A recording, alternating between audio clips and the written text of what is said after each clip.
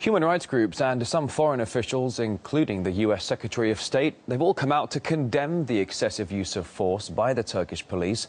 However, it's the US which is one of the main exporters of tear gas and pepper spray to Turkey. In fact, the country allegedly sent over 60 tons in the past decade. That's worth more than $20 million. The US also sells tear gas to the countries like Egypt and Bahrain.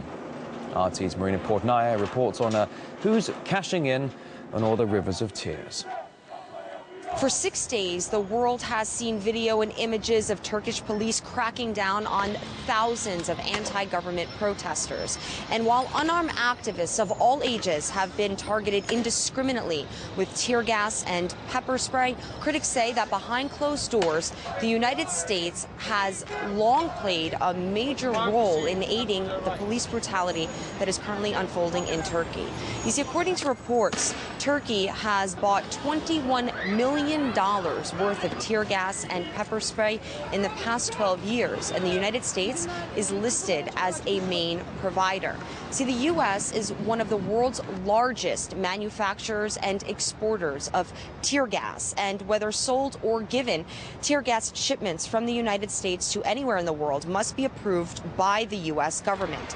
The three big American tear gas manufacturers, Non-Lethal Technologies, Defense Technology, and Combined Systems, Inc., have reportedly exported tear gas to dozens of nations rocked by widespread protests, including Egypt, Bahrain, Tunisia, and Yemen. And now, as the uprisings in Turkey grow more dangerous by the day, dozens of activists have taken to the streets in New York City, rallying across from the Turkish consulate to condemn what they call the government's brutal and deplorable use of tear gas against its own citizens. They are not used for protecting our lands or protecting our humans. They are right now used for destroying our humans who's just asking for their freedom of speech. The problem is that they're using tear gas that expired since 2004. There are pictures of it. There's evidence of it. That is the problem. Every day they're using worse and worse chemicals. American activists also know what it feels like to be targeted with so-called crowd control technology.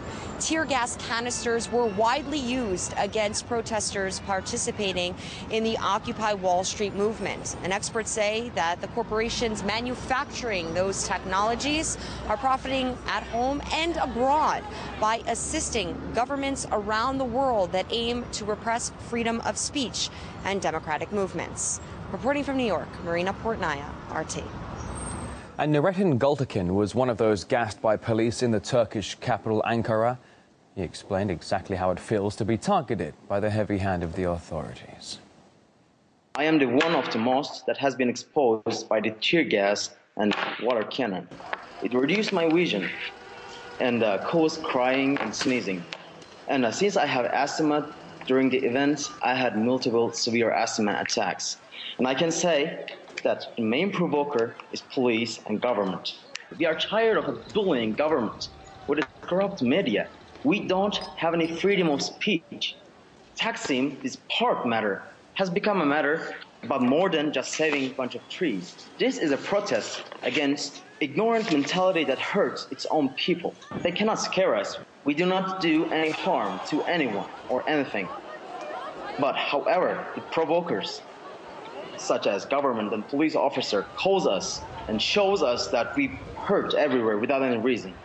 We cannot accept that.